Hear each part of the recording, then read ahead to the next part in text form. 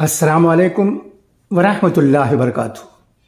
دوستو، بزرگوں، آج اتوار ہے یہاں اٹلانٹا میں۔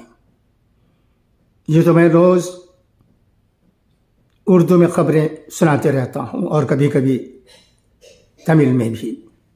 آج مرحوم عبد الرحیم صاحب کے بارے میں، جو کہ عربی زبان کے مایہ ناز ہستی تھے، کئی کتابیں ان کی عربی زبان میں شائع ہوئی ہیں۔ ان میں دروس اللغۃ العربیہ لغیر الناطقین بہا کی 3 کتابیں بہت ہی مشہور ہیں، دنیا بھر میں ان کی تعلیم ہوتی ہے۔ میں نے مرحوم عبد الرحیم صاحب کے انتقال کے پہلے بھی اور اس کے بعد بھی کہا ہے کہ آمبور میں ایک انسٹیٹیوٹ قائم کیا جائے جس میں طلباء اور طالبات کو جو کہ اسکول اور کالجوں میں تعلیم حاصل کر رہے ہیں، انہیں اس عربی کتاب کی تعلیم دی جائے۔ ہمیں تو فخر ہے کہ ہم مسلمان ہیں۔ ہم یہ بھی دعویٰ کرتے ہیں کہ قرآن ہماری کتاب ہے، آئین ہے۔ الحمدللہ، بالکل صحیح۔ اور اس بات کی بھی ہمیں بے حد خوشی ہوتی ہے کہ آمبور میں گزشتہ 30-35 سالوں میں تعلیم کے میدان میں جو ترقی ہوئی ہے وہ بھی لاجواب ہے۔ کئی مدرسے قائم ہوئے ہیں اور ہر محلے میں بیانات بھی ہوتے رہتے ہیں۔ اس کے علاوہ آمبور مسلم ایجوکیشنل سوسائٹی نے آمبور میں بچوں کو تعلیم کی طرف مائل کرنے میں جو رول ادا کیا ہے وہ بھی قابل داد ہے، اس میں شک نہیں۔ اور ہاں، ہمارے ملک کے چند ایسے ریاستوں میں جہاں مسلمانوں کے درمیان تعلیم کی کمی ہے، وہاں تو مسلمانوں پر مصیبتیں ٹوٹ پڑتی ہیں۔ اس کی وجہ لا علمی ہے، تعلیم کی کمی ہے۔ یہی بات ہمارے اکابر کہتے آئے ہیں۔ دارالعلوم دیوبند، ندوۃ العلماء لکھنؤ درسگاہوں سے اور علی گڑھ مسلم یونیورسٹی سے مسلمانوں کو جو فائدہ پہنچا ہے وہ تو روز روشن کی طرح عیاں ہیں، سب جانتے ہیں۔ ہم جیسے لوگ یہ چاہتے ہیں کہ ہم قرآن کی زبان کو، عربی زبان کو سیکھیں اور اس کے بعد دیکھیے کہ قرآن پڑھنے میں کیا مزہ آتا ہے۔ قرآن کی زبان سیکھے بغیر اگر صرف ہم الفاظ کو پڑھ لیتے ہیں، معنی سے ناواقف ہوتے ہیں، تو یہ کسی بھی طرح سے کسی سے بھی ٹھیک نہیں سمجھا جائے گا۔ ہاں، ہمیں تو قرآن پڑھنا بھی سیکھنا ہے، اس کے ساتھ ساتھ معنی مطلب کو سمجھ کر پڑھنے کی کوشش کرنا، سیکھنا بہت ضروری ہے۔ خدا کرے یہ کام آمبور میں انجام ہو۔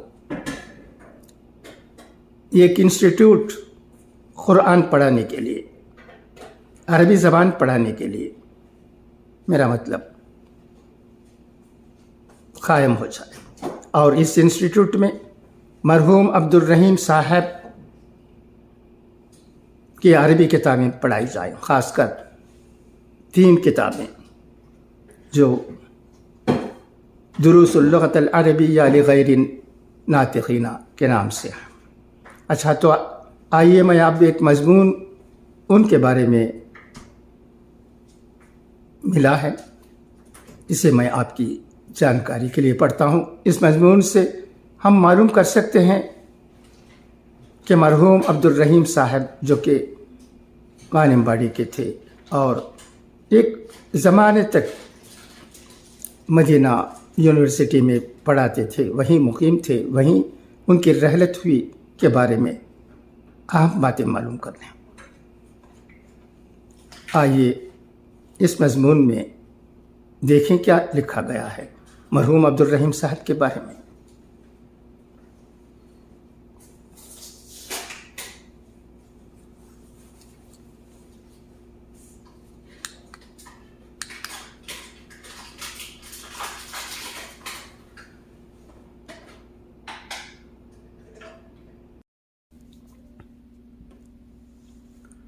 مرحوم فی عبد الرحیم صاحب کے بارے میں لکھا گیا یہ مضمون چنئی کے نیو کالج کے شعبہ سماجیات کے اسسٹنٹ پروفیسر سدید اظہری صاحب کا ہے۔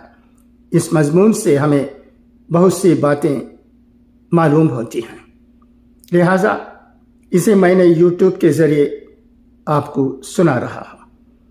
پروفیسر سدید اظہری فلاحی صاحب کا بہت بہت شکریہ۔ امید ہے کہ یہ مضمون سامعین کی طرف سے بہت پسند کیا جائے گا۔ سننے کے بعد اگر آپ اپنے خیالات کا اظہار کرتے ہیں تو یہ سب کے لیے فائدہ مند ثابت ہوگا۔ خدا کرے کہ ہم مرحوم عبد الرحیم صاحب کی کتابوں کو پڑھنے کی کوشش کریں اور ہو سکا تو ایک انسٹیٹیوٹ ان کے نام سے آمبور میں، وانمباڑی میں، گڑیاتم میں، پیرنبٹ میں، ویلور میں اور چنئی میں قائم کیا جائے تاکہ لوگ عربی سیکھ سکیں، اور عربی سیکھنے کے بعد جب تلاوت قرآن پاک کرتے ہیں تو جیسا کہ میں نے کہا شروع میں، اس کا مزہ ہی کچھ اور ہوگا۔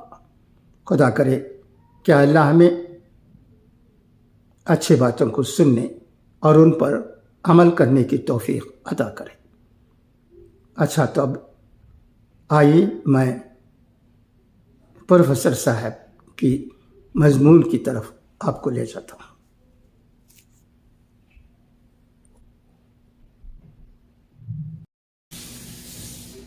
ڈاکٹر فا عبد الرحیم زبان قرآن کے بیلوس خادم، از سدید اظہر فلاحی۔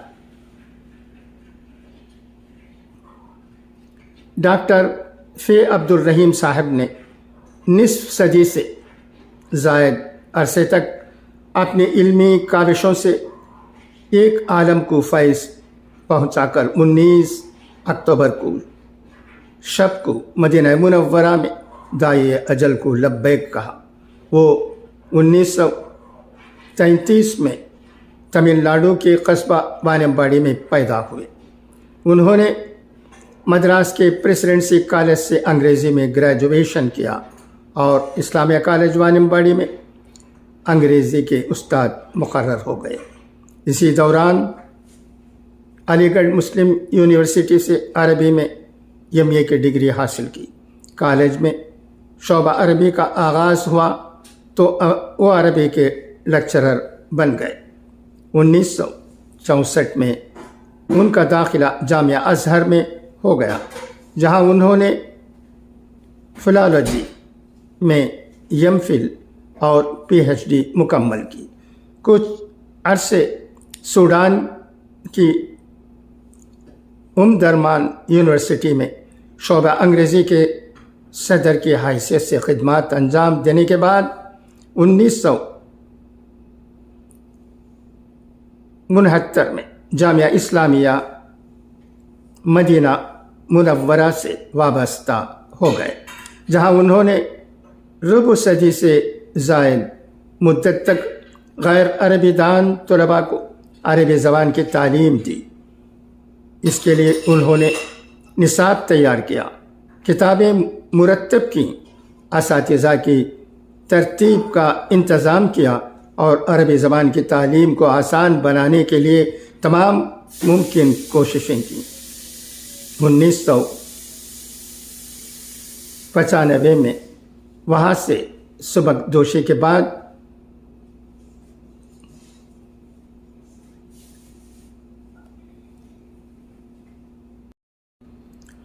1995 میں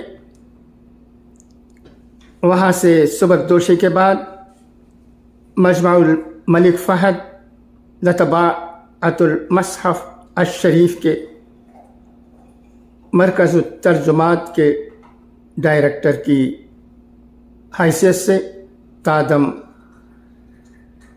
حیات خدمات انجام دیں۔ یہاں وہ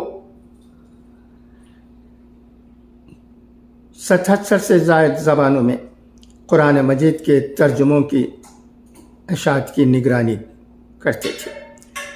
ڈاکٹر صاحب 1 درجن سے زیادہ زبانیں جانتے تھے، جن میں عربی، اردو اور انگریزی کے علاوہ تمل، ہندی، فارسی، سنسکرت، ترکی، فرانسیسی، جرمن، جاپانی، یونانی، عبرانی اور سریانی وغیرہ شامل ہیں۔ عربی، اردو اور انگریزی میں ان کی کئی تصنیفات ہیں۔ وہ علم الاشتقاق کے ماہر تھے۔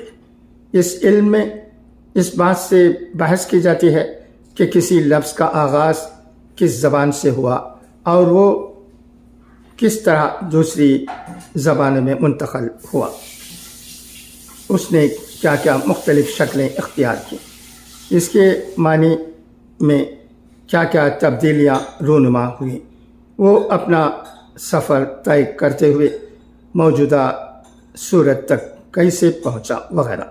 ڈاکٹر صاحب نے عربی زبان میں دیگر زبانوں سے داخل ہونے والے الفاظ پر یم فل اور PhD میں عالمانہ تحقیق کی ہے۔ انہوں نے اس موضوع پر جہاں معجم الدقیل فی اللغۃ العربیہ الحدیثہ ولہجتها القول اصیل فیہا فی العربیہ من الدقیل اور صواب السبیل الی ما فی العربیہ من دقیل جیسی علمی و تحقیقی کتابیں تصنیف کی۔ وہیں عام شائقین کے لیے انگریزی میں یوروپ اسپیکس عربک اور اردو میں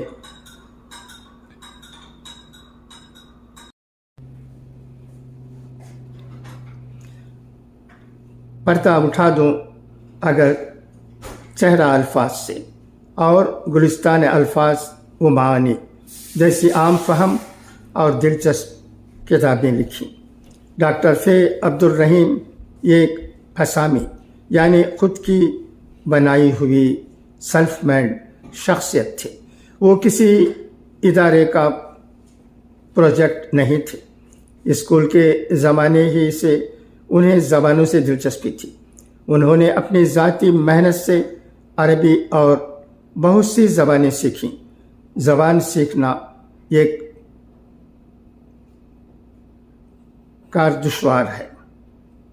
ماضی میں وسائل کی عدم دستیابی کی وجہ سے یہ کام کئی گنا زیادہ مشکل تھا۔ آج مواصلاتی انقلاب نے زبان سیکھنے کے عمل کو قدر آسان بنا دیا ہے۔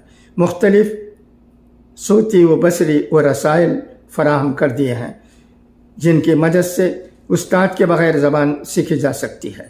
ڈاکٹر فی عبدالرحیم نے عربی و دیگر زبانیں اس وقت سیکھیں جب یہ وسائل میسر نہیں تھے، وہ دھن کے پکے تھے، چنانچہ انہوں نے خود راہیں نکالی۔ مثلاً اسکول کے زمانے میں ایک استاد سے اسمبلی سے کلاس جاتے ہوئے روزانہ چلتے چلتے وہ 4 منٹ میں فارسی کی بنیادی کتابیں پڑھتے تھے۔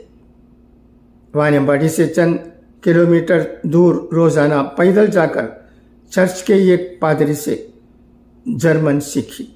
کتابوں کے مطالعے کے ساتھ ساتھ اہل علم کی صحبت اختیار کر کے عربی سیکھی۔ مصری ریڈیو سن کر اور مصری سفارت خانے کے ذریعے روس نام سے منگوا کر عربی استعداد میں اضافہ کی کوششیں کیں۔ مدراس کے قدیم مدرسہ جمالیہ میں جب ایک مصری استاد کا تقرر ہوا تو اس موقع سے فائدہ اٹھا کر ان کے ساتھ گفتگو کر کے عربی میں بول چال کی مشق کی۔ آگے چل کر انہوں نے عربی زبان میں اتنا کمال پیدا کیا کہ اہل عرب ان کی عربی دانی پر بجا طور پر رشک کر سکتے ہیں۔ ڈاکٹر صاحب نے قرآن مجید کی زبان سیکھنے کے بعد پوری زندگی اسے سکھانے میں وقف کر دی۔ انہوں نے اپنے علم سے ہزاروں طلباء کو براہ راست اور لاکھوں طلباء کو بالواسطہ طور پر فیضیاب کیا۔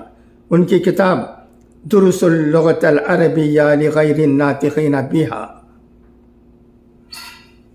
مدینہ بکس کے نام سے بھی جانی جاتی ہے۔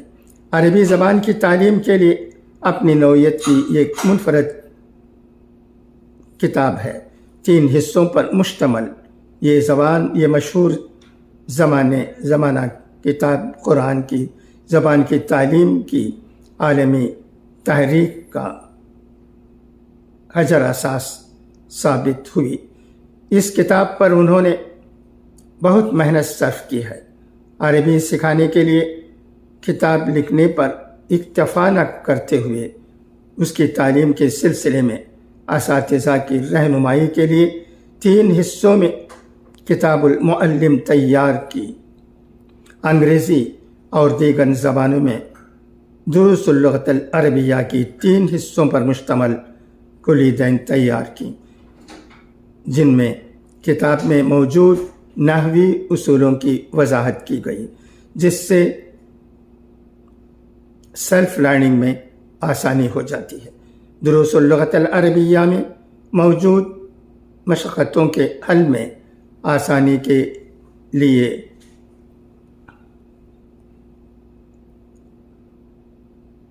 حل التمرین کے نام سے کتابیں تیار کی۔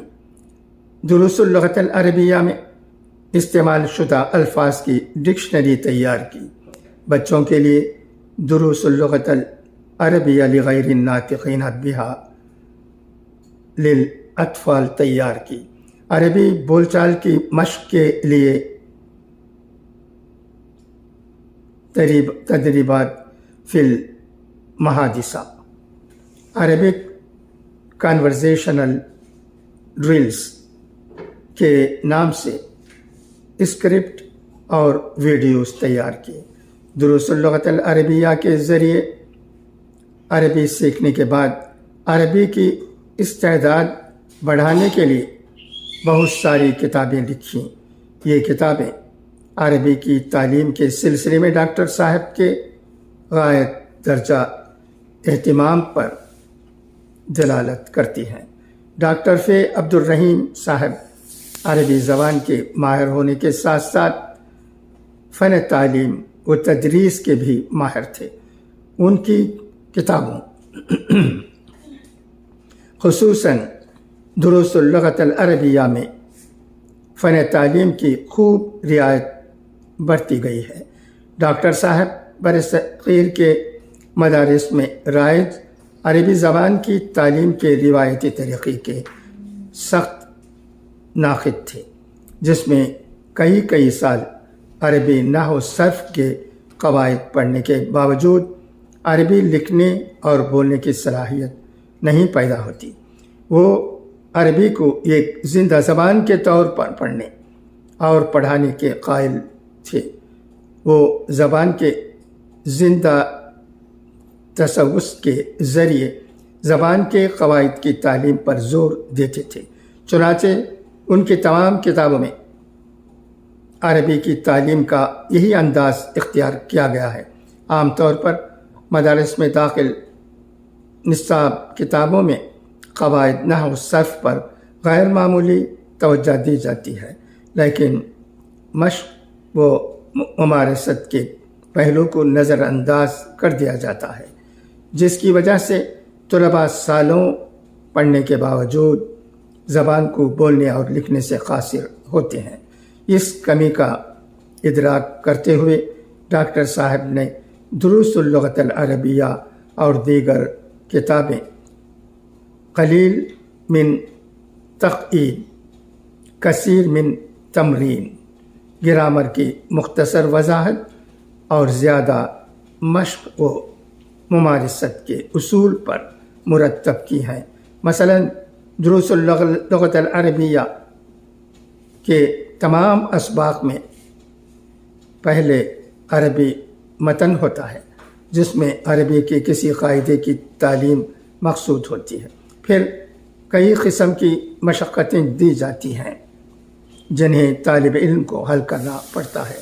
جہاں کہیں ضرورت ہو اس قاعدے کی مختصر وضاحت کر دی جاتی ہے۔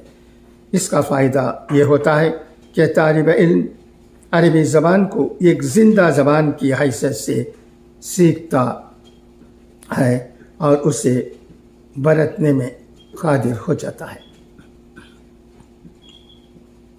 دوسری اہم بات یہ ہے کہ دروس اللغت العربیہ میں ایک منطقی ترتیب کے ساتھ اور تدریجی انداز میں زبان کی تعلیم دی گئی ہے۔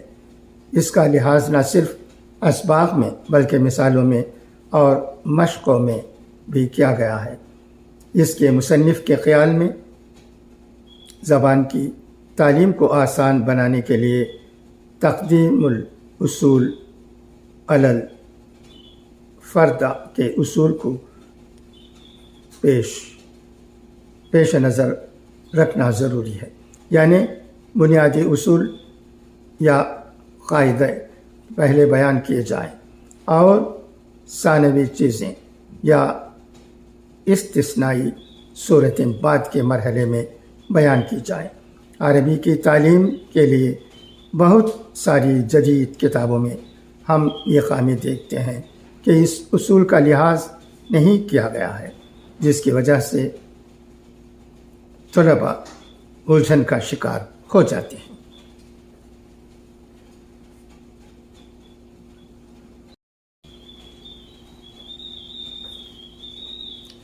ڈاکٹر فی عبد الرحیم طریقۂ تعلیم کی تصحیح کے ساتھ ساتھ یہ بھی چاہتے تھے کہ تعلیمی مواد اسلامی جذبات و افکار کا آئینہ دار ہو۔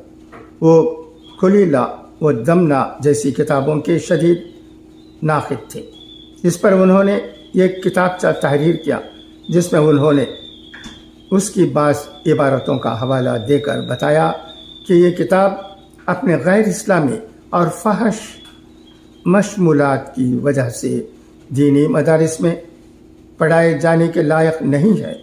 ڈاکٹر صاحب کا خیال تھا کہ قرآن و حدیث کے نصوص کے ذریعے زبان کی تعلیم بہت اچھے انداز میں دی جا سکتی ہے۔ چنانچہ انہوں نے اسلامی نصوص پر مشتمل عربی اور انگریزی میں بہت ساری کتابیں تیار کیں، جن میں مخصوص قرآنی آیات یا احادیث میں موجود الفاظ اور نحوی و صرفی قواعد اور باریکیوں کی تشریح کی گئی ہے اور متعدد مشقتیں دی گئی ہیں۔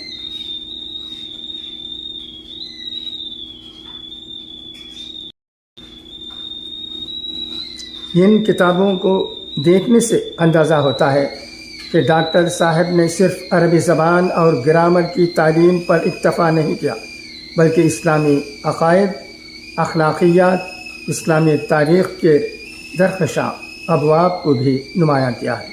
انگریزی میں وہ I am proud to be Muslim نامی کتاب میں انہوں نے عربی زبان اور گرامر سے زیادہ तारीफ किए बगैर आयात व अहादीस और वाक़यात सहाबात के ज़रिए इस्लाम की खूबसूरती को उजागर किया है।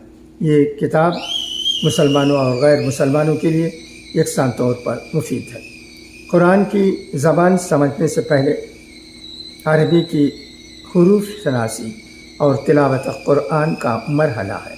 इस मकसद के लिए ये जमील अहमद साहब साबिक़ रुकन मरकज़ी मजलिस शूरा जमात इस्लामी हिंद ने उनसे गुजारिश की कि नए इस्लाम कबूल करने वालों को कुरान की तिलावत सिखाने के लिए कोई किताब मुरत्तब करें। लिहाजा उन्होंने इसके लिए तमिल और अंग्रेज़ी ज़बानों में अत-तिबियान के नाम से ये किताब लिखी।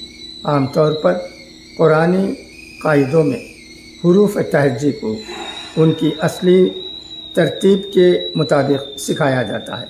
डॉक्टर साहब ने अपनी किताब में हुरूफ तहज्जी की तरतीब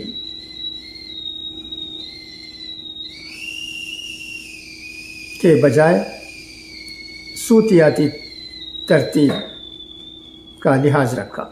उन्होंने पहले ऐसे अरबी अस्वात को लिया जो हूबहू तालिब इल्म की ज़बान में भी पाए जाते हैं।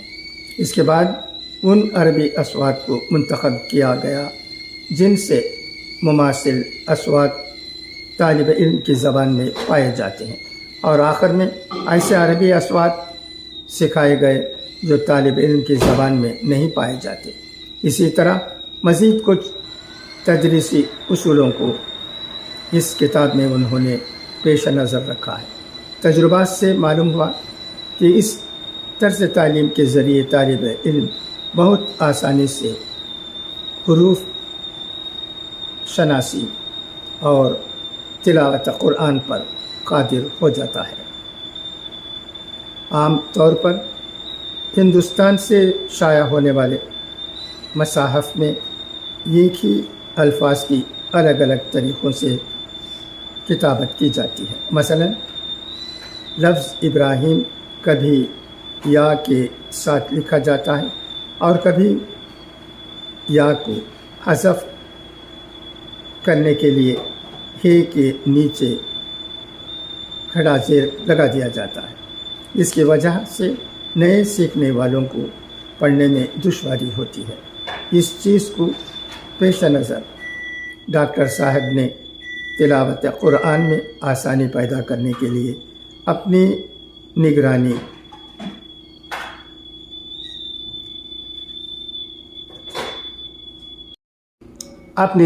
में हिंदुस्तान में पहली मर्तबा कंप्यूटराइज्ड मसहफ़ भी तैयार कर दिया। इस मसहफ़ से पढ़ने वाले लोग अपना तजुर्बा बताते हैं कि इसके ज़रिए वो आसानी से तिलावत कुरान पाक पर कादिर हो गए। डॉक्टर साहब की इन इल्मी कावशों पर नज़र डालने से मालूम होता है कि उन्होंने कुरान की ज़बान के मुख्तलिफ़ पहलुओं से खिदमत की है। एक बड़ा आलिम हमेशा तालिब इल्म भी होता है। अरबी से मुतअल्लिक़ अरबी ममालिक में होने वाली तहक़ीक़ात के अलावा हिंद पाक में होने वाले अहम कामों पर भी डॉक्टर फ़ी अब्दुल रहीम साहब नज़र रखते थे। गुज़िश्ता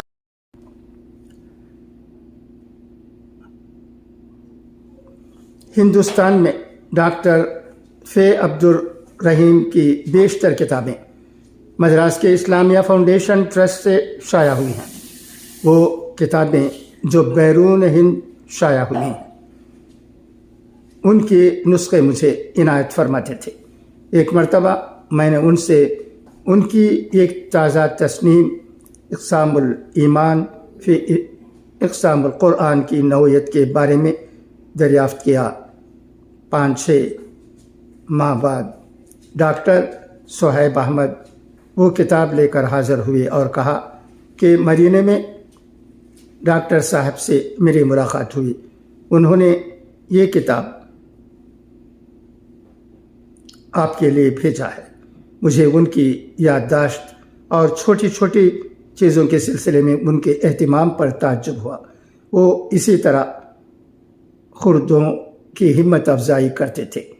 میرے نانا مولانا نری محمد فضل الرحمن مدنی مرحوم ان کے قریبی دوستوں میں سے تھے۔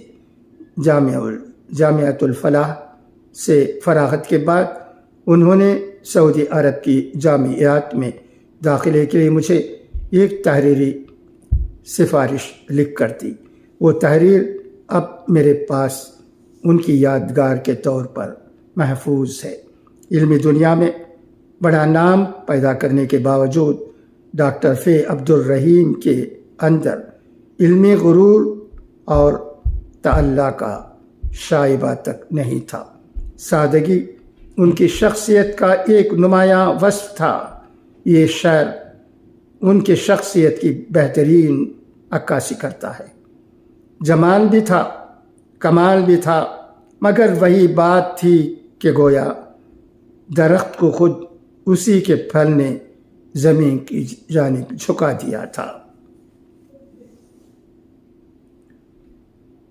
مضمون نگار، نیو کالج چنئی کے شعبہ سماجیات میں اسسٹنٹ پروفیسر ہیں۔